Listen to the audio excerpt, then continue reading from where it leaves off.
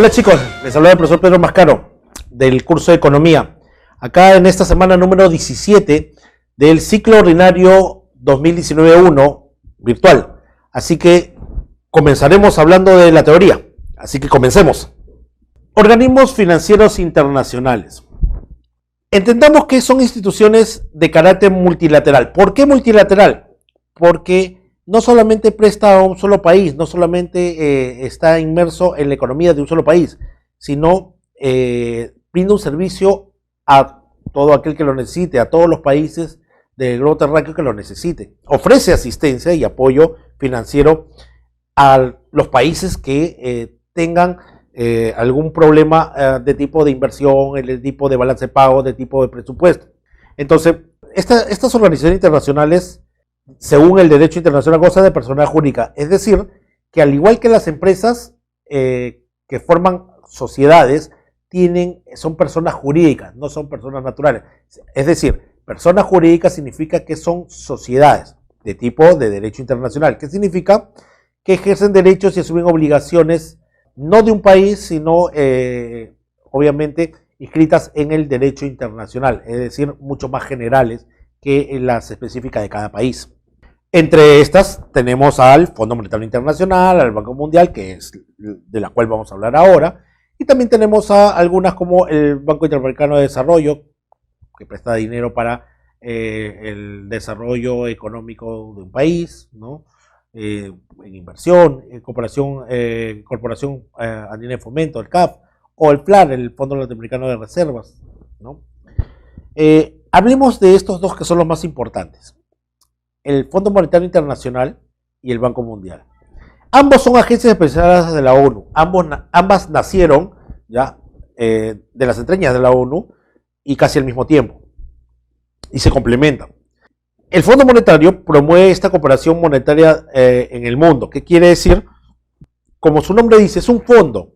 Es como que varios países juntaron dinero, ese excedente financiero que tenían, hicieron un fondo, un pozo, si quieres llamarlo una chancha, ¿no?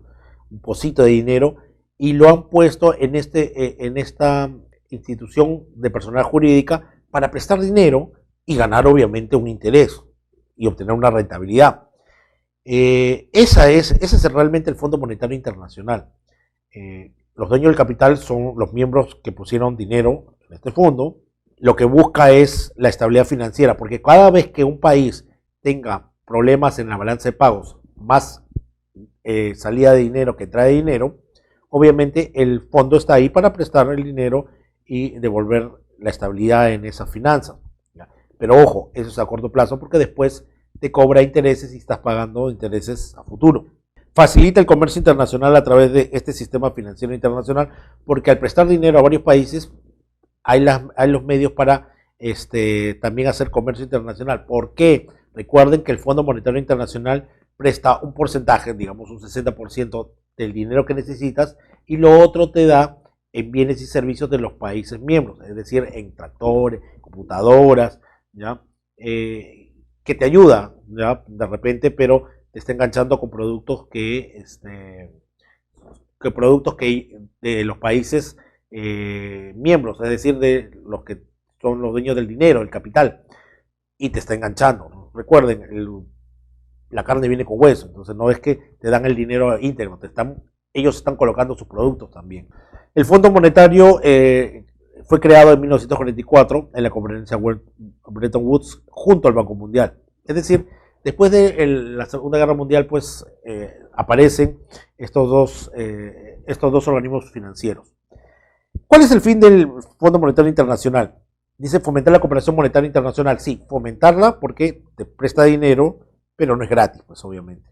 Facilitar la expansión y el crecimiento equilibrado del comercio internacional. Sí, la expansión, obviamente, y el crecimiento de los países que pusieron dinero en el Fondo Monetario Internacional.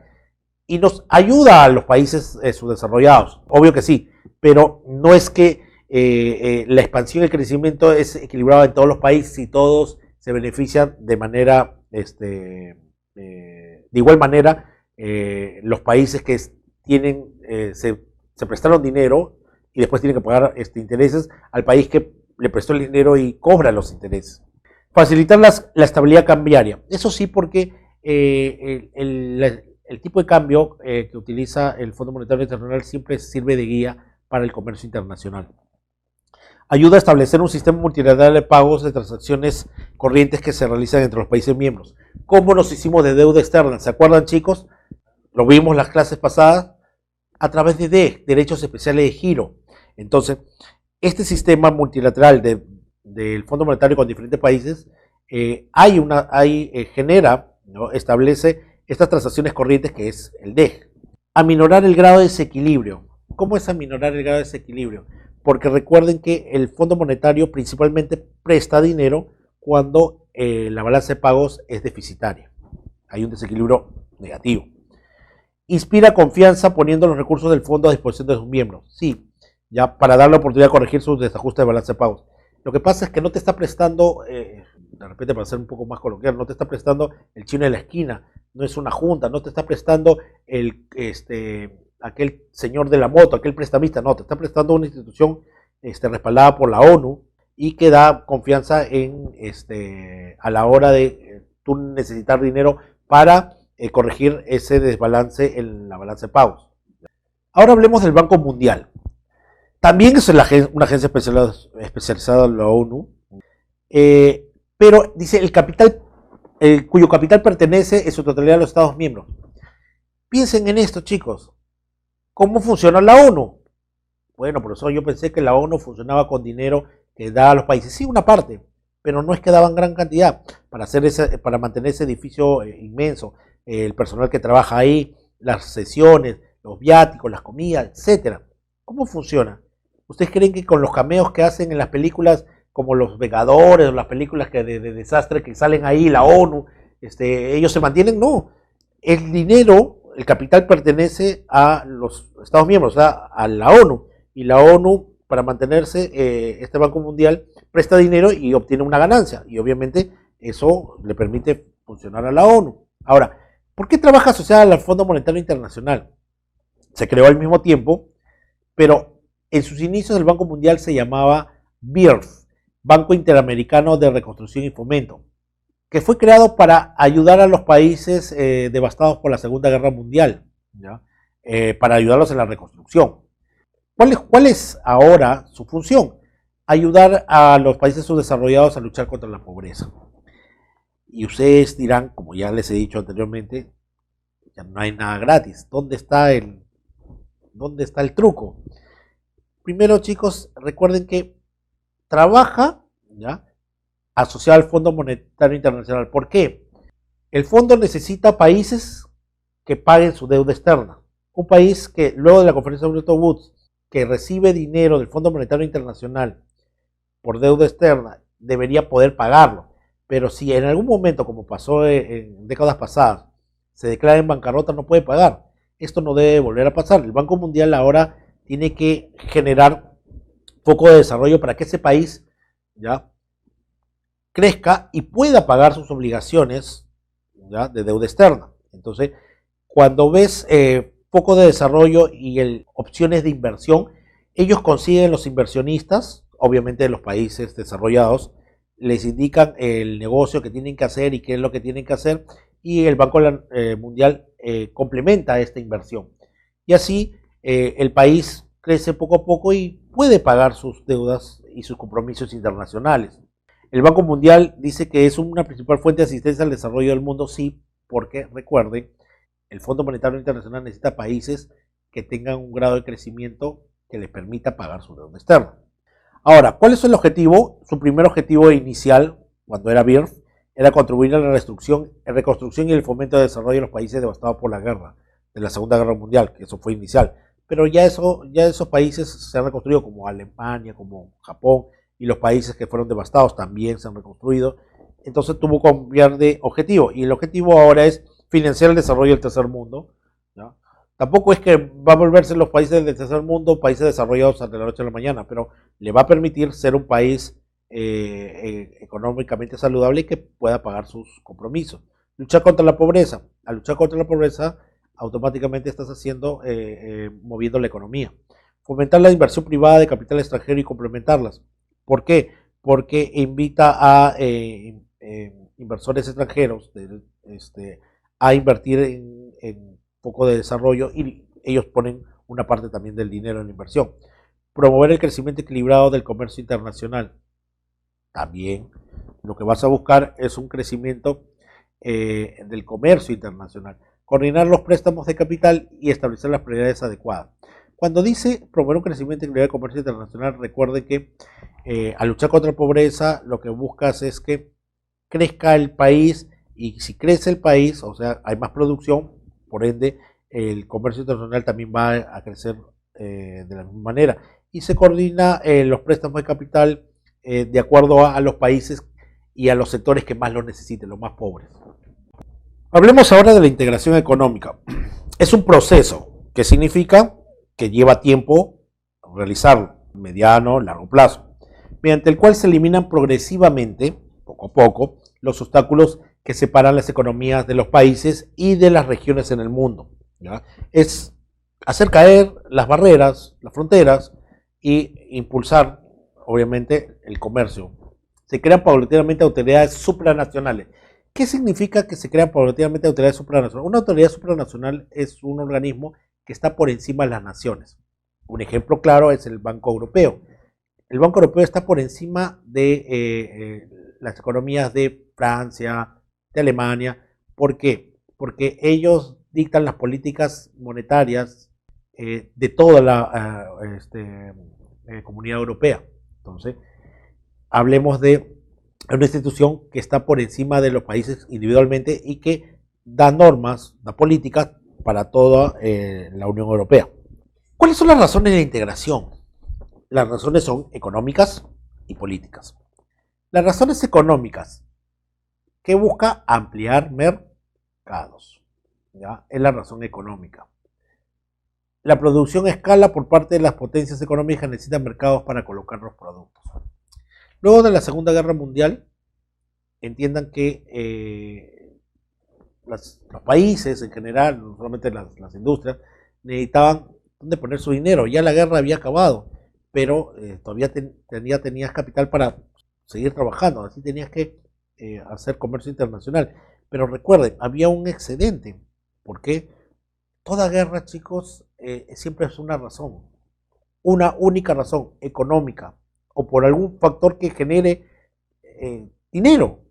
Entonces, después de que ganan los aliados, no es que liberaron al mundo de la opresión alemana y el eje, ¿no? Les ganaron, sí, nos libraron de algo peor, pero atacaron y los saquearon. Se llevaron un montón de dinero y estaban listos para poner su dinero en otras cosas. Entonces, buscaron la integración, porque la integración genera una sinergia. ¿Qué significa la sinergia? Que las partes logran más cosas en conjunto que individualmente. Entonces, al buscar integración, se amplían automáticamente mercados. ¿Por qué? Porque si yo me uno a un país, se une a otro, hablando de economía, automáticamente los socios comerciales del país A van a ser también ahora socios comerciales del país B, y los socios de B van a ser de A. Y ahora, como son una nueva economía, aparecerán nuevos socios también. Entonces, crece y ya tienes lugar donde colocar tus productos, ¿no? Esa es la razón económica. La razón política, poner fin a los conflictos entre países y culturas. Miren, chicos, es increíble ver países como en la Unión Europea, Alemania, Italia, España, que ahora son amiguis, ahora son amigos del alma, se abrazan, se unen después de una cruenta Segunda Guerra Mundial. O veámoslo de repente más a corto plazo. En estos últimos Panamericanos que hubo, ¿no? Ahora estábamos de hermanos con Chile. ¿Por qué? Porque tenemos más integración gracias a nuestros tratados, gracias a la firma de la Alianza del Pacífico, ojalá se concrete pronto, pero lo que hace es que como ya es una sola, ya hay integración, ya hay intereses de por medio entre ambos países, no hay razón por la cual generar conflicto, peleas o guerras, ¿no? Y Y miren, las economías y las políticas se hacen una sola, ¿no? Poco a poco, obviamente. ¿Cuál es la importancia de la integración? Aprovechamiento productivo de la economía de escala. Es decir, si me uno a alguien, tiene que ser mejor que yo y debo aprovechar esa economía de escala que tengo yo. Es decir, producir en grandes cantidades. Al unirme con otro, tengo un nuevo mercado. Aumento de las expectativas de inversión nacional y extranjera a causa de la ampliación de los mercados y la reducción del costo de transacción. Como les decía, al unir A con B, mis mercados se amplían automáticamente. No solamente con mis propios clientes o por mis propios socios, sino los del otro y los nuevos que vienen por la misma integración. Y además, también aumenta las expectativas porque se reduce el costo de transacción. Porque al haber una integración significa que hay arancel cero o aranceles preferenciales, lo que va a bajar el costo. Fomenta la incorporación del desarrollo técnico. Hay que aprender de aquel que sabe más en algo que otro o que nosotros mismos. ¿Por qué? Miren los diferentes países que tiene la Unión Europea, por ejemplo, una integración tomando como ejemplo. ¿Ya? Hay países que están más desarrollados que otros. Bueno, pues aprovechemos esta integración económica y aprendamos de aquel que sabe hacer bien las cosas o nos puede capacitar o podemos traer una industria con arancel cero, ¿ya? De ese país que enseñe cómo hacer esa industria a empresas nacionales, ¿no? Promueve la liberación de barreras comerciales entre regiones. Desaparece la barrera comercial entre esa región y el mundo. Lo que pasa es que la integración es que caigan las barreras, ¿no? Esa es la idea principal. Y se permite lograr un crecimiento sostenido en los países miembros porque busca que crezca ese país porque vamos a hablar de ampliación de mercados con esta integración económica. Hablemos de las formas y etapas de integración. Hay 6. Hablemos primero del acuerdo preferencial AP. Se da una serie de preferencias entre los países miembros como la reducción de arancel. Un ejemplo de un acuerdo preferencial es un TLC, un Tratado de Libre Comercio. En este acuerdo preferencial se hace un documento entre dos países donde se pone una lista de productos, una lista, no están todos, algunos, ¿ya? De todos los productos que puede negociarse entre estos países miembros con arancel cero o con reducción de arancel, con un arancel preferencial. Y los TLC es un ejemplo, el TLC con Estados Unidos, tiene una lista de productos, el TLC con China, el TLC con la Unión Europea, el TLC con la India que está en proceso, ¿no? Con Chile mismo, etc. El siguiente nivel ya de esta integración es el área de libre comercio o zona de libre comercio. Los países miembros acá deciden eliminar las barreras de comercio interno, pero mantienen cada uno sus propios aranceles diferentes a terceros. Inicialmente esta área de libre comercio tenía que ser un área limítrofe, ¿no? En la frontera entre dos países, y en esa frontera los bienes ya no tenían arancel, los bienes entre estos dos países ya no tenían arancel, pero mantenían sus aranceles diferentes frente a los otros países, frente a terceros. Y somos, por ejemplo, la zona de libre comercio más famosa acá en el Perú, por historia, por comercio, era la SOTAC, la zona de libre comercio Tacna-Arica, ¿ya? En la frontera entre Tacna-Arica podían pasar productos, más no factores. O sea, no puedes ir a trabajar, no puedes invertir, no, solamente productos con arancel cero o diferenciado. Esa es la diferencia entre el acuerdo preferencial. En el acuerdo preferencial hay una lista de productos que tienen arancel preferencial o cero. En cambio, en la zona de comercio, los productos en general pueden pasar sin arancel o arancel reducido. Ya, acá hablamos de todos los productos. Pero este concepto cambió un poco en el tiempo, ya no necesariamente era una zona de frontera. Ahora el concepto se mantiene entre dos países. Por ejemplo, la zona más grande era entre Canadá, Estados Unidos y México. De repente México y Canadá no tienen frontera común, pero el concepto lo mantienen o lo mantuvieron como zona de libre comercio. Pero a pesar de que entre, como les digo, Canadá y México no hay una frontera realmente. El concepto se mantuvo, ¿no? Evoluciona en todo caso. Pero la diferencia primordial es que, acuerdo preferencial, algunos productos de una lista, en cambio en la área de libre comercio, los productos en general no tienen arancel preferencial o cero, ¿ya? Pero mantienen sus aranceles diferentes frente a los otros países. En cambio, en la Unión Aduanera Un ejemplo de la unión aduanera es el perrito, el CAN. El CAN es una unión aduanera donde sí tienen su zona de libre comercio o no, ¿no? Pero donde se produce ponerse de acuerdo en lo que es arancel externo común. Oye, ya tenemos una zona de libre comercio, tú y yo, aranceles preferenciales a cero, pero antes en la unión, en la zona de libre comercio, cada uno mantenía su arancel diferente frente a tercero. Acá es ponernos de acuerdo en un solo arancel para los demás, ¿ya? Para no hacernos competencia por arancel, sino por producto, por calidad. El ejemplo de mercado común es la libre circulación de mercancías y el ejemplo perfecto es el Mercosur. ¿Cuál es la ventaja de una libre circulación de mercancías, capitales y trabajadores? La ventaja es que, por ejemplo, en el Mercosur está Brasil, Argentina, Paraguay y Uruguay. Yo puedo nacer en Uruguay, puedo estudiar mi primaria en Paraguay, estudiar mi secundaria en Argentina y estudiar la universidad en Brasil. Puedo terminar trabajando en Paraguay un año, en Uruguay otro, y puedo llevar mi inversión a Argentina, llevar dinero para poner un negocio, sin ningún problema. Es como cuando tú te vas a trabajar a provincia, ¿no? Por llevar tus cosas, tu carro, dinero, no pagas nada porque estás dentro de tu territorio, pero en este caso, en el mercado común sí te lo permite. El siguiente es la Unión Económica Monetaria, el UEM. Implica la coordinación de políticas económicas de los países miembros.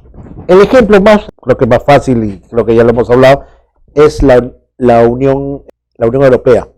Como les decía, la Unión Económica y Monetaria, ya, el ejemplo más notorio es la Unión Europea. Hay una coordinación de políticas económicas de sus miembros, la política económica, la política fiscal, la política monetaria. Aparecen los entes supranacionales como el Banco Central Unificado, aparece una única moneda como el euro. Eso se da en la Unión Económica y Monetaria. El sexto es la integración económica total. En esta etapa aparece el establecimiento de un Estado supranacional. Esto implica alcanzar una política común en el orden social, cultural, político, comercial, financiero y tributario. ¿Cómo es eso, profesor? En IET es igual organismos supranacionales que Estado supranacional. No, un organismo supranacional está por encima de sus pares y de las decisiones de cada país. En cambio, en un Estado supranacional desaparecen los países miembros y se unen y aparece un solo Estado supranacional, un Estado nuevo, que está que es único y que está por encima de los elementos iniciales de estos países que se integran. Esto implica tener una política de orden social, cultural, política y comercial. Para el ejemplo, el más fácil es Estados Unidos. Entonces, el ejemplo es Estados Unidos. ¿Por qué? Su nombre lo dice, Estados Unidos de Norteamérica. Cada estado tiene su propia política, sus propias leyes, su propia economía, su propio ejército, su propia policía. Es un país en chico. El estado de California tiene mucho más dinero que el Perú y son diferentes. No me va a decir que un californiano con su tabla es igual a un hawaiano con su tabla, ¿no? No me va a decir que el californiano es igual que los samoanos, para nada. El de Texas es diferente al de Nueva York. El de Alaska es diferente a Nuevo México. El de, por ejemplo, Illinois es diferente al de San Francisco y muchos ejemplos más, pero todos se subordinan a un estado único. A veces uno ve en las películas que algunos ladrones prefieren ser atrapados en un estado que en otro. ¿Por qué? Porque cada estado tiene una ley diferente. Por ejemplo, si tú eres un asesino en serie, lo peor que te puede pasar es que te atrapen en Texas, porque ahí hay pena de muerte. Entonces, cada estado maneja independientemente de sus leyes, pero hay leyes superiores que son las leyes federales. Las leyes federales ya están por encima de las leyes de cada estado. Por ejemplo, la tributación es una ley federal y que todos los estados cumplen, ¿no? Eso es esa unión comercial, es una integración total, ¿no? ¿Ya? Una sola moneda, el dólar, un solo comercio, una sola una sola tributación, etc. Otro ejemplo de IET es el Reino Unido. Reino Unido, Irlanda del Norte, Australia, Nueva Zelanda, Inglaterra y varios otros países que se subordinan a la corona inglesa, tienen la libra y son países independientes pero que aceptan la autoridad de la autoridad inglesa, ¿no? Entonces ahí hay una subordinación y es también integración económica total. Ahí otro ejemplo son los países que conformaron la ex-URSS, Unión de Repúblicas Socialistas Soviéticas, ¿ya? También era una IET mientras duró. Ahora hablemos de estos principales acuerdos de integración. En Europa tenemos a la Unión Europea, la UE. Esta organización económica europea es de carácter supranacional. Recuerden que acá aparecen entidades supranacionales como el Banco Europeo, ¿no? Que está por encima de los bancos de reserva de cada país que son parte de esta Unión Europea, ¿no? Ellos dictan las políticas. Se fundó hace ya bastante tiempo, en el 57, como Comunidad Económica Europea. Recuerden, ahí comenzaron las primeras firmas, los primeros acuerdos, pero recién a partir de los 90, 2000 es donde ya comenzó a funcionar bien esta Unión Europea. Tiene 28 miembros. En el 2007, el Reino Unido formalizó ante el Consejo de la Unión Europea su intención de retirarse. Por eso siguen siendo 28. ¿Por qué? El Reino Unido no estuvo de acuerdo con algunas políticas y hay que decirlo claramente, el Reino Unido pensaba liderar la Unión Europea y es Alemania quien está liderando la Unión Europea. Entonces hay una corriente, sí, de hace muchos años sobre la integración, pero en los últimos años hay una corriente contra la integración que le encabeza Trump, ¿no? Una de las primeras cosas que hizo fue derogar el TLCAN que tenía con Canadá y con México. Pero en el caso de el Reino Unido, tienen que entender que ellos hicieron un referéndum consultando si debían quedarse o salirse de la Comunidad Europea, lo que conocen hoy como el Brexit, British Exit, la salida de el Reino Unido de la Unión Europea. El problema es que fue como la revocatoria a Susana Villarán, un sí o un no que la gente no lo tenía claro. Si era sí me quedo o no me voy, no era claro el mensaje. Mucha gente votó sin saber realmente las repercusiones del Brexit, ¿ya? Había gente que votó, ¿ya?, haciendo comercio internacional con países de la Unión Europea, a sabiendas que si salen van a aumentar los aranceles, ¿ya? Hay gente que tiene familia estudiando en otros países fuera del suyo, que los costos son menores gracias a la Unión Europea. Entonces ha habido un retroceso y por eso se le está dando más plazo al Reino Unido para que vea si se queda o se va. La Unión Europea tiene una superficie de 4 millones de kilómetros cuadrados y una población de 508 millones habitantes. Estamos hablando de un mercado recontra interesante para cualquier país o cualquier bloque. Es la tercera más grande del mundo después de China y la India. En términos de superficie, Francia es el país más grande y Malta el menor. ¿Cuáles son los objetivos de la Comunidad Europea? Promover la paz y sus valores y el bienestar ciudadano. Primero, la Comunidad Europea trajo la paz. Una de las regiones con más guerras en su historia es la europea. Pero ahora, gracias a esta Comunidad Europea, esos temas o tensiones entre estos países disminuyeron grandemente, casi hasta desaparecer. Y obviamente ve por el bienestar de sus ciudadanos, habla del ciudadano europeo, que tiene todos los beneficios. Miren, los ciudadanos europeos, en su gran mayoría, por lo menos dominan 3 idiomas como mínimo. Pueden estudiar en un país, pueden estudiar en otro país, pueden trabajar en uno, al otro en otro, pueden invertir en uno y no hay ningún arancel, no hay ningún impuesto para eso.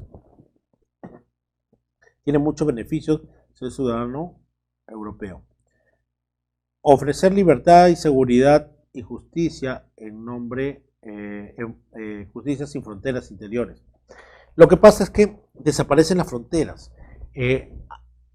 Si tienen la oportunidad de viajar a Europa, Europa es pequeño. O sea, en un día pueden pasar de un país a otro en carretera sin ningún problema.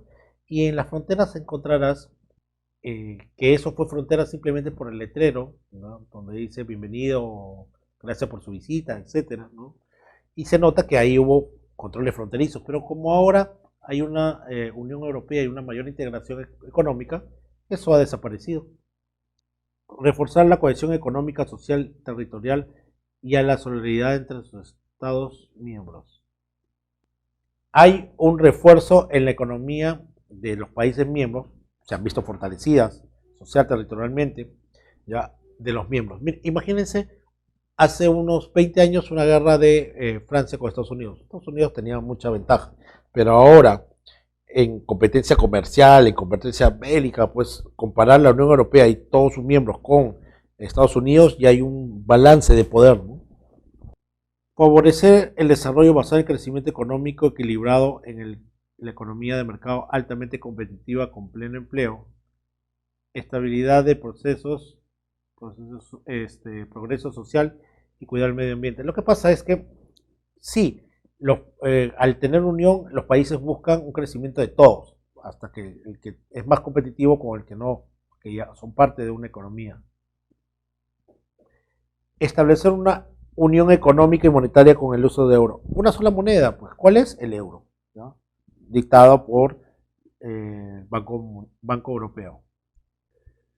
Establecer una unión económica y monetaria, sí, a través del euro, eso es cierto, y sus organismos son, obviamente, para poner una moneda única, tiene que estar el Banco Central Europeo, hay un Parlamento Europeo, Consejo Europeo y un Tribunal de Justicia de la Unión Europea. ¿Cuál es la respuesta de Estados Unidos frente a la Unión Europea? Y eso está en el NAFTA o Telecan. El North American Free Trade Agreement o Tratado de Libre Comercio de América del Norte, este acuerdo da firmas y reglas claras en la actividad comercial entre Canadá, Estados Unidos y México. Aquí, Estados Unidos lo que busca es equilibrar los poderes, las fuerzas, porque la Unión Europea se vuelve un mercado mucho más atractivo, se vuelve una fuerza política, bélica y comercial mucho más poderosa y le hace sombra. Entonces, ¿qué hace Estados Unidos? Hace un acuerdo con Canadá y con México y se vuelven la zona de libre comercio más grande del mundo. Pero eso en tiempo pasado. Porque una de las cosas que hizo Trump a la hora de asumir el gobierno es que derogó este Tratado de Libre Comercio con América del Norte. Lo firmó en el 92, pero recién entró en vigencia en el 94, pero ha sido dado de baja. ¿Cuál es la diferencia o cuál era la diferencia principal entre la Unión Europea y el Telecan? La principal no crea, dice, un conjunto de organismos gubernamentales supranacionales, porque el Telecan no pone organismos supranacionales, lo que busca es mover el comercio y obviamente tener una unión para hacer frente a ese mercado. ¿Por qué? ¿No? Lo que pasa es que el Telecan tenía 444.1 millones de personas, mientras que la Unión Europea es 500.000, acá que se quedó en 444. De esos 444, 33.3 es de Canadá, una pequeña parte, la mayor parte le pone Estados Unidos y la otra parte en México. Y son todo un continente, ¿no? Y bélicamente podrían hacer frente a la Unión Europea, ¿no? Muy bien. ¿Qué es lo que busca el Telecan? Eliminar los obstáculos de comercio y circulación trilateral, es decir, los obstáculos de comercio y circulación en, digamos, en bienes y servicios. Entonces, yo lo que quiero es que no haya obstáculos, no haya barreras para el comercio y la circulación de bienes y servicios entre estos países. Promover las condiciones de competencia leal, es decir, no exista competencia leal entre los miembros. Y esto lo dice seguramente por el tema de, por ejemplo, ustedes conocen Detroit. Detroit es un estado, Norteamérica, que es conocido todavía porque por su acero y por ser una comunidad que se dedica y que tiene empleado a más del 80% de su población en empresas de tipo automotor. Pero con esta firma Telecan, las empresas que trabajaban en Detroit prefirieron salirse sí, para poder explicárseles, es que lo que genera el Telecan frente a estas empresas que trabajaban en Detroit es que estas empresas veían a México como un mejor mercado. ¿Por qué? No para vender, sino para producir, porque mano de obra más barata, impuestos menores, lo que generaba costos fijos menores. Entonces prefirieron irse ahí. ¿Por qué? Porque lo hagas en Estados Unidos o lo hagas en México, igual lo voy a vender y voy a trasladarlo sin ningún arancel extra. Entonces, muchos empresas salieron de Detroit, salieron de Estados Unidos para irse a México, cosa que no le gustó mucho a Trump, y por ende lo consideró como una competencia desleal, pero bueno, era parte de la competencia de las empresas que lo consideraron más conveniente, no de un país. Ahora, dice que busca proteger de manera adecuada y efectiva los derechos de propiedad intelectual, sí es cierto. Protección y conservación del medio ambiente, sí, lo tiene claro. Y aumentar las oportunidades de inversión en los miembros, sí, busca aumentar las oportunidades de inversión en los países miembros. Proteger y hacer efectivos los derechos de los trabajadores. Y tiene como institución la Secretaría del Telecan. Pero bueno, tenía, ya no existe. El siguiente, en América del Sur aparece el perrito, el CAN, la Comunidad Andina de Naciones. En el 69, 5 países se unen y firman el Acuerdo de Cartagena, y ahí es donde nace el GRAN, el Grupo Andino. Estos 5 países forman el Grupo Andino y se unen, como les dije, siendo una unión aduanera. Querían volverse mercado común, pero no se han dado las condiciones de diferentes, ¿ya? Y hay la voluntad todavía política. Pero en el 73 Venezuela se adhiere al acuerdo, aumentan a 6. En el 76 Chile se retira del Grupo Andino con Pinochet de por medio. Y en el 97, por el protocolo de Trujillo, se hacen cambios y el GRAN pasa a ser CAN. Y es en el 2006 que el presidente Hugo Chávez decide la salida del país del bloque. Es decir, que de los 6 que había, y después volvieron a 5 cuando Chile lo retira Pinochet, ¿ya? El 97 cambia de nombre y el 2006 Chávez también lo retira porque no ve futuro y ahora es un bloque de 4. ¿Quién? Bolivia, Colombia, Ecuador y Perú. Países, a pesar de que Colombia está desarrollándose, Ecuador y Bolivia tienen una economía muy inestable y no hay un crecimiento parejo. ¿Cuál es el objetivo del CAN? ¿Promover el desarrollo equilibrado y armónico de sus integrantes en condiciones de equidad? Sí, realmente sí. Es lo que debe buscar, un desarrollo, una integración, una cooperación. Acelerar el crecimiento y generación de ocupación. Busca, pero realmente no tiene un impacto real entre esos países miembros.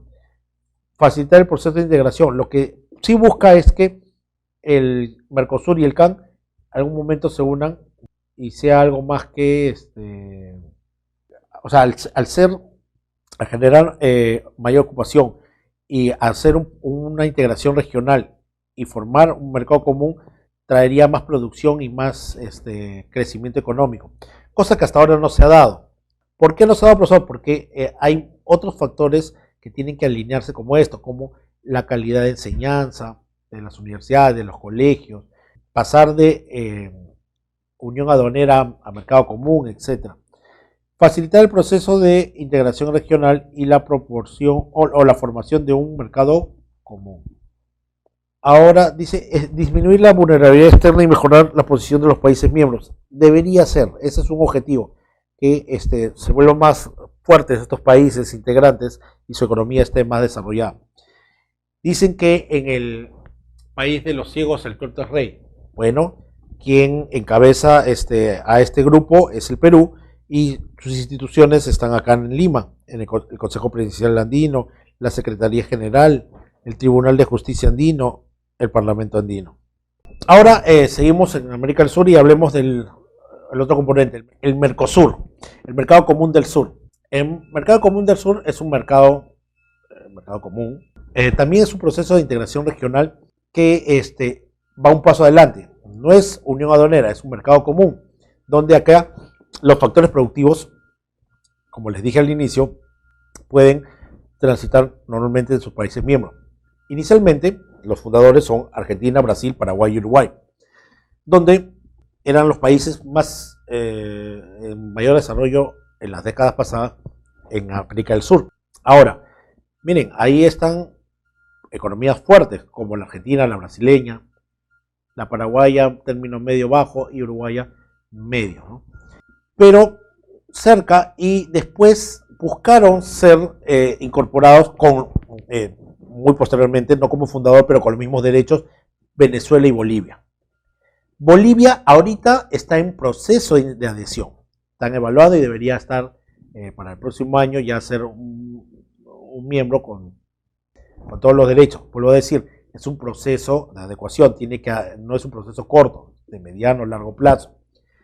Y Venezuela fue aceptado ya en este proceso, fue aceptado por estos países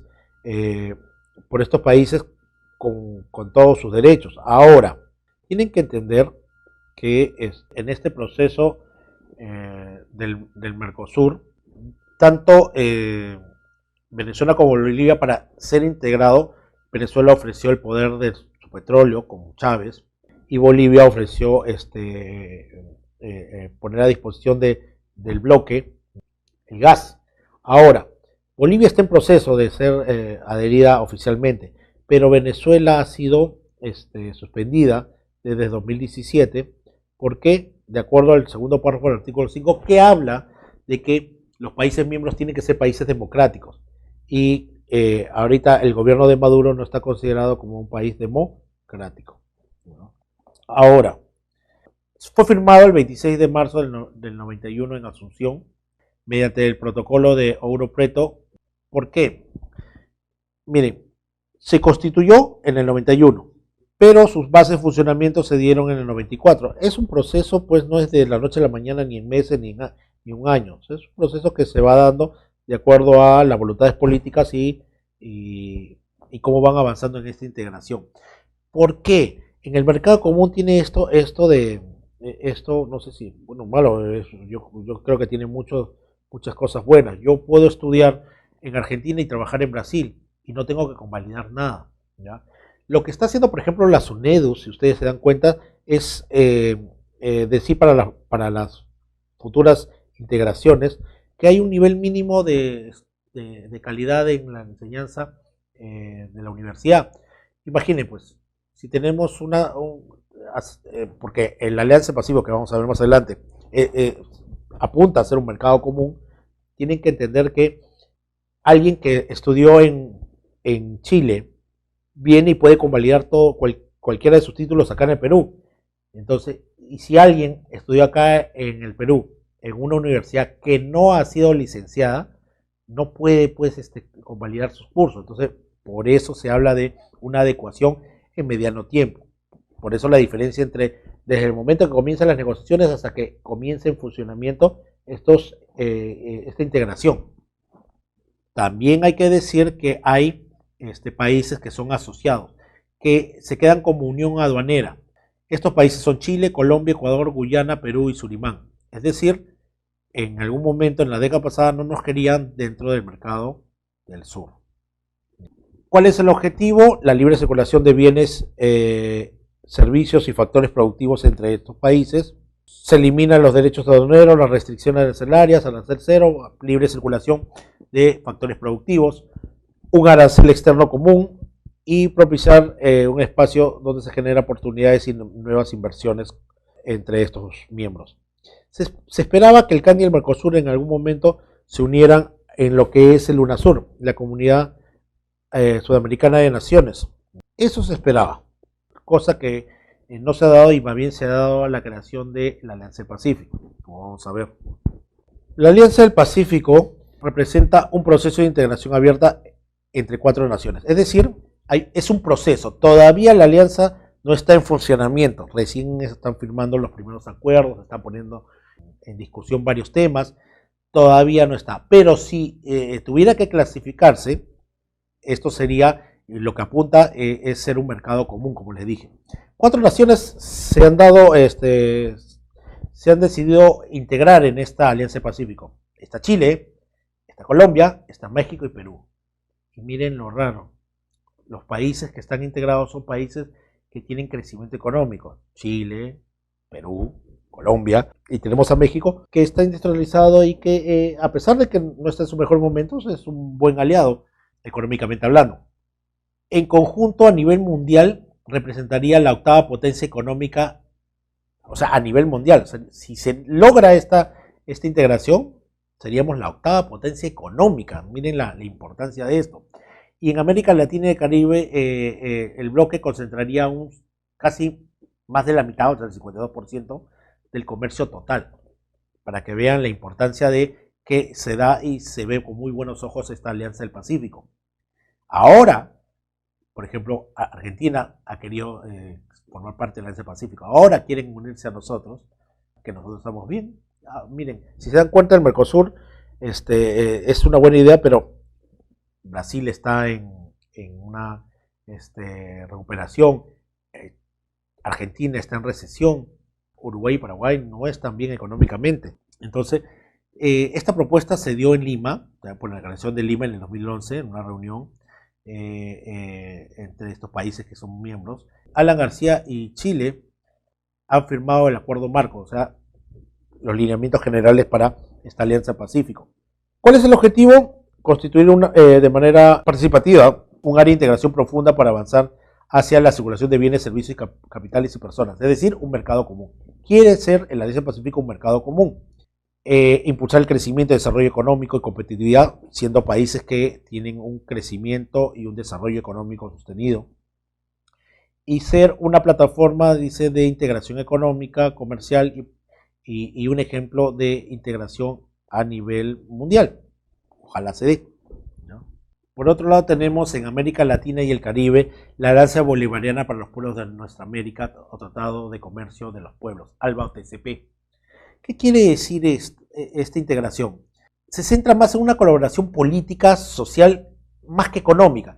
¿Por qué? Toda esta integración se hace en base al pensamiento bolivariano, porque se realiza en el 2004 en La Habana, en la cumbre del ALBA, y los presidentes Hugo Chávez y Fidel Castro firmaron esta declaración e invitaron a países a integrarse. Y qué casualidad, los primeros es Venezuela y Cuba, obviamente los firmantes, pero se integra Bolivia, con Evo Morales con pensamiento bolivariano. En Nicaragua su presidente también tenía una tendencia bolivariana. En Ecuador estaba Correa. En Antigua y Barbuda también, Dominica también, y todos sus países, y todas estas islas que buscaban como bloque, tenían como punto central la simpatía al pensamiento bolivariano que esgrimaba y lideraba Hugo Chávez a través de Venezuela con la aparición de Fidel Castro. Ahora, ¿cuál es el objetivo? Dice transformar a las sociedades latinoamericanas haciéndolas más justas, cultas, participativas y solidarias y por tanto concebidas como un proceso integral. Lo que pasa es que esta es una declaración más del pensamiento bolivariano. Como les dije, esta es una unión que sí puede ser el inicio de una integración económica, pero su razón principal fue política y social, más que económica. Ahora hablemos de el APEC. La experiencia de integración intercontinental, llamada Foro de Cooperación Económica Asia-Pacífico, APEC, nace en el 89 con 12 países que son bañados por la cuenca de Asia-Pacífico y se reunieron en Canberra, Australia, y así nace la APEC. Está basado en el concepto de asociación económica abierta o regionalismo. Se está hablando de una asociación abierta por región, es decir, aquellos países que tenían salida en su momento al Pacífico. Estos acuerdos y los compromisos que se den en el APEC no son vinculantes y sus decisiones se alcanzan o se logran por consenso, por votación, por estar de acuerdo todo. Pero la razón de nacer de la APEC es netamente comercial. La APEC representa, y es lo más importante de la APEC, el 60% del comercio hoy en día mundial y es la región de mayor dinamismo económico del mundo. En Seúl, Corea, en el 91 se ponen los objetivos. Acentuar las ganancias positivas a nivel de la creciente independencia económica a través del flujo de bienes, servicios y capital y tecnología. Ahí está. La principal razón y el objetivo es ganar dinero a través de el comercio, a través del flujo de bienes, servicios, capital y tecnología. Lo tienen claro. La segunda no es unirse, es se unen para comercializar, para mover y que haya mayor flujo de bienes y servicios. El segundo es mantener el crecimiento y desarrollo económico regional, es decir, crecer y desarrollar económicamente en la región de la Cuenca del Pacífico. Desarrollar el sistema de comercio multilateral de todas las economías de Asia-Pacífico, es decir, que todos los miembros comiencen a negociar y a realizar comercio entre ellos, un sistema entre varios países, pero de esta experiencia de integración intercontinental, y reducir las barreras comerciales y bienes y servicios entre los países miembros. Desde el 89 hasta el 98, es decir, 9 años, se dio la incorporación de más países. Hoy por hoy hay 21 economías integrantes. Y como tema importante, decir que la última economía que fue integrada a la PEC fue la peruana, desde noviembre del 98. Miren los países industrializados, Estados Unidos, Canadá, Japón, Austria, de Asia, ¿no? Los tigres de Asia, Vietnam, ¿no? Indonesia, Singapur, Hong Kong, y de América Latina está México, Chile y Perú. Entiendan una cosa, el crecimiento económico del país se debe entre varios factores. Uno es que se consiguieron nuevos compradores para nuestros productos, en el caso de algunos tigres de Asia, como China, sobre todo, que ahora, hoy por hoy, es nuestro principal socio económico, a quien más le vendemos, con que más relación económica internacional tenemos ahora, y Estados Unidos ha pasado a ser el segundo.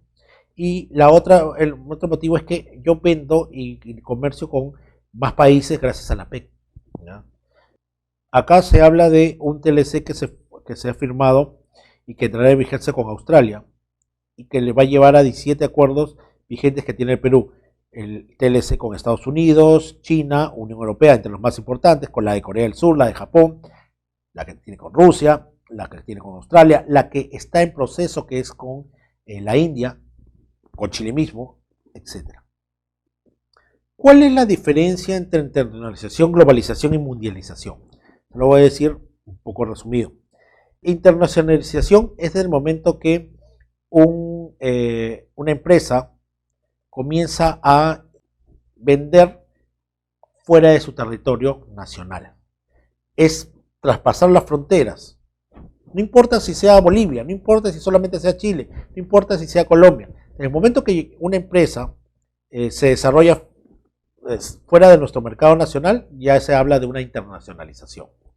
La globalización es un proceso histórico que habla de un mercado único, de un mercado global. Es decir, hoy por hoy no hablamos de un mercado, el mercado chino, no, hablamos de un mercado global. Hoy puedo comprar mi materia prima china, mañana puedo venderle a Taiwán y pasado también puedo venderle a Rusia. Es un mercado único, donde las empresas, las economías están interconectadas más fácilmente. Ahora, la mundialización representa hablar o tocar temas de integración económica. Sabemos que la integración es progresiva. Cuando hablas de TLC, estás hablando de mundialización. Cuando hablas de APEC, estás hablando de mundialización. El TLC, como les dije, Tratado de Libre Comercio, es un acuerdo preferencial. Es un contrato entre dos países, un país y un bloque, dos bloques, que vincula, es carácter vinculante, es decir, que es obligatorio. Vinculante es que lo que se resuelva o lo que se firme se hace obligadamente. Y cuyo objetivo, dice, es eliminar el obstáculo de intercambio comercial, de acceso de bienes y servicios y favorecer la captación de inversión privada. ¿Por qué? porque se reducen los aranceles o los aranceles se lleva a cero en una lista de productos que están en este TLC. El TLC se ve en los temas comerciales, económicos, y lo que busca es mejorar el comercio internacional, sobre todo con el país con que estoy firmando, ¿ya?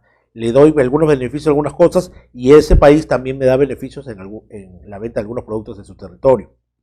Entre los TLC más importantes, ya lo hemos visto, está el Estados Unidos, el de China, el de Japón, con la Unión Europea, etc. ¿Cuáles son los temas que se negocian en el TLC? Este acuerdo, acuerdo preferencial o acuerdo integral, tiene que ver con la relación económica entre esas partes, cómo se va a llevar. Entonces, te abre acceso al mercado de bienes de un país y de otro. Se ven los temas de barrera arancelaria, reducirlas o eliminarlas, y sobre las salvaguardas que hay de ciertos productos, la norma de origen, los obstáculos. En general, habla de los aspectos de comercio internacional. Ahora, no solamente productos, también es el tema de servicios, el comercio electrónico, normas laborales, medioambientales, propiedad intelectual, todos los temas que tengan referencia a un comercio internacional. Bueno, chicos, terminó la teoría, así que pasamos rápidamente a las preguntas de esta semana 17 del curso de Economía. Así que empecemos. Los países como Colombia, Perú, Ecuador, una corrección, Ecuador con mayúscula, chicos, y Bolivia integran una unión aduanera y está dentro de sus políticas establecer una hacia otros países que no forman parte del bloque. A. Eliminación parcial de aranceles. B. Liberación de inversiones. C. Arancel externo común. D. Moneda única. E. Unificación de políticas monetarias. Estamos hablando de Perú, Colombia, Ecuador y Bolivia. ¿Esto quién es? Esto es el CAN. Esto es una unión aduanera. En la unión aduanera, ¿cuál es lo que resalta en la unión aduanera? Es que en la unión aduanera el tema diferencial es que establecen un arancel externo común. Es decir, entre ellos, sí, ya sabemos que hay una eliminación parcial de aranceles, pero eso también está en el acuerdo preferencial y está en nosotros. Liberación de inversiones no es moneda única, pero eso es en la Unión Monetaria y Económica. Unificación de políticas monetarias tampoco es. Lo que pasa en esta unión aduanera es que el arancel se ponen de acuerdo en un arancel externo común. Entre ellos ya hay reducción o arancel cero, pero los aranceles mantenía cada uno su arancel frente a terceros, pero ahora se ponen de acuerdo en un solo arancel externo común. Eso es la diferencia en lo que es acuerdo preferencial y zona de libre comercio. 2. Con respecto a los acuerdos firmados por los principales bloques, relacione y marque la respuesta correcta. 1. Protocolo de Trujillo. 2. Tratado de Roma. 3. Tratado de Asunción. 4. Protocolo de Europreto. Entonces, ¿cuál es la relación Unión Europea, Mercosur o CAN? La relación, como se dan cuenta, a ver, protocolo de Trujillo es el CAN. El CAN se hizo por el protocolo de Trujillo, se cambió el GRAM por el CAN. Entonces, 1C. La 2, Tratado de Roma, se da en la Unión Europea. El Tratado de Asunción, mientras vemos que el Tratado de Roma era Unión Europea, el Tratado de Asunción viene a ser lo que es el Mercosur. ¿Por qué? El Tratado de Asunción, mediante el protocolo de Europreto, lo que hicieron, dieron las bases para el funcionamiento del Mercosur. Entonces, tanto la 3 y la 4, entonces la respuesta obviamente es la A. 3. Los tratados de libre comercio TLC entre el Perú y países como Estados Unidos, China, Unión Europea, Japón, fueron negociados por parte de Perú por el Ministerio de Economía y Finanzas, el Ministerio de Relaciones Exteriores, el Ministerio de Transporte y Comunicaciones, el Ministerio de Comercio Exterior y Turismo o el Banco Central de Reserva de Perú. Esto nos ayuda a complementar el concepto. Quien ve este tratado, los TLC, es el Ministerio de Comercio Exterior y Turismo y su par del otro país, ¿no? Como lo llame el país que estamos haciendo el tratado. Pero es el Ministerio de Comercio Exterior y Turismo, no el de Relaciones Exteriores. El 4. La cada vez más debilitada economía de la Argentina, por la devaluación de su moneda y sus desequilibrios fiscales que afronta desde 2018, han llevado a que Macri presente un programa económico para solicitar un plan de rescate de más de 500 $1.000 millones para calmar los mercados, pues se espera su pronta recuperación económica. El organismo vinculado a estas operaciones es la Banco Mundial, Reserva Federal de Estados Unidos, Corporación Andina de Fomento, Banco Interamericano de Desarrollo, Fondo Monetario Internacional. ¿Cuál creen que es? Obviamente es el FMI, Fondo Monetario Internacional. ¿Por qué? Cuando hay este desbalance en una economía, ¿ya? Cuando tienes una devaluación y hay un desequilibrio fiscal, es decir, no te alcanza lo que recaudas por tributación con tus gastos, ¿ya? Lo que está generando es pedir un plan de rescate, es decir, pedir un préstamo. Y ese préstamo lo va a pedir, obviamente, no lo pide a la Reserva de Estados Unidos, ni a la Corporación Andina de Fomento, ni al Banco Interamericano de Desarrollo. No es para desarrollo, no es para inversión, es por un desbalance en la balanza de pagos, un desbalance en el presupuesto, que es el Fondo Monetario Internacional, la E. 5. La empresa peruana Flores S.A., luego de realizar un estudio de mercado, decide aperturar su primera filial en el país vecino de Colombia. Esto como punto de partida a las futuras incursiones fuera de fronteras que tienen proyectada la empresa. Esta nueva etapa se enmarca dentro del concepto de A. Internacionalización, B. Globalización, C. Universalización, D. Mundialización y E. Integración. Entonces, obviamente es internacionalización. ¿Por qué? Porque lo que está diciendo es que está abriendo su filial en otro país. Dijimos que cuando un país, una empresa, amplía su mercado fuera de la frontera nacional, a un vecino o un país cualquiera, fuera de sus fronteras, fuera del país, ya estamos hablando de internacionalización. Ya explicaba lo que es globalización, ya saben el concepto, hablan de un mercado global y eso no está hablando de eso. Mundialización es hablar de proceso de integración. Integración, si se habla, tiene relación con mundialización, y universalización es otro tipo de concepto, que es un distractor, que no es un concepto económico. 6. La eliminación de las barreras al flujo de capital se relaciona con la liberación de, que consecuentemente tendrá un impacto en la producción y el empleo en el marco de la etapa de integración denominado. La alternativa es A. Las exportaciones, zona de preferencia. B. Los aranceles, mercado común. C. Trabajadores, unión aduanera. D. Inversiones, mercado común. E. Las importaciones, zona de libre comercio. El eliminar las barreras al flujo de capital se relaciona con la liberación de exportación, no. ¿Ya? Liberación de arancel, no. De trabajadores, no. De importación, no. ¿Ya? No podemos hablar de liberación de exportación e importación, sino hablamos de, como estamos hablando de los objetivos, al liberar la barrera del flujo de capital, estamos hablando de los objetivos de un mercado común, que es aperturar sus fronteras a el libre paso de bienes, mercancías y factores productivos. Lo que pasa es que ahí es liberar los factores productivos y las inversiones. Entonces lo que se busca es la eliminación de las barreras del flujo de capital para la liberación de las inversiones que se da en el mercado común. En cambio, ¿por qué no es zona de preferencia? Porque zona de preferencia, ¿ya? La zona de preferencia no es una etapa de integración. Mercado común, aranceles, no es que se liberen aranceles, ¿no? Se pueden reducir. Hablas del arancel externo común, ¿no? O arancel cero, pero no es la eliminación o liberación de aranceles. Unión aduanera, no pasan pues trabajadores o se liberan trabajadores. Y zona de libre comercio, ¿ya? No es que se libera la importación, ¿no? Supuestamente ya hay una importación y una exportación. Por eso la respuesta es la D. 7. Los avances culturales, tecnológicos, legales, de transporte que atraviesa constantemente el mundo ha permitido a los países mejorar y ampliar sus diferentes interrelaciones siguiendo un vínculo más estrecho e interdependiente. Sobre esto podemos indicar que se hace mención al concepto de A. Mundialización, B. Internacionalización, C. Universalización, D. Globalización y E. Integración. Ya sabemos que no estamos hablando de internacionalización porque eso fue la clave anterior. Además, acá no se habla de que una empresa venda fuera de su territorio.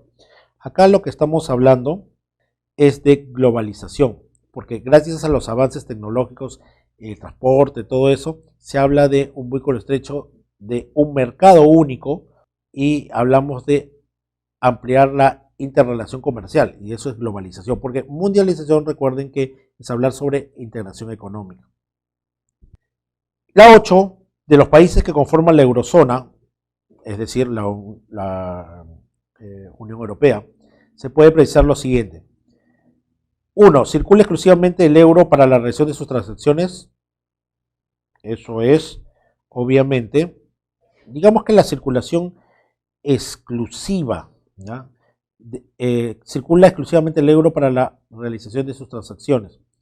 En la Unión Monetaria se oficializa la adopción de la moneda común, pero las transacciones se pueden realizar en cualquier divisa. O sea, acá, para que sea una respuesta válida, es que te diría que la moneda única que aceptan todos los países de la eurozona es el euro, pero acá dice que exclusivamente se usa solamente el euro para las transacciones. No, se usa cualquier divisa internacional, sea el dólar, sea el yen, etc.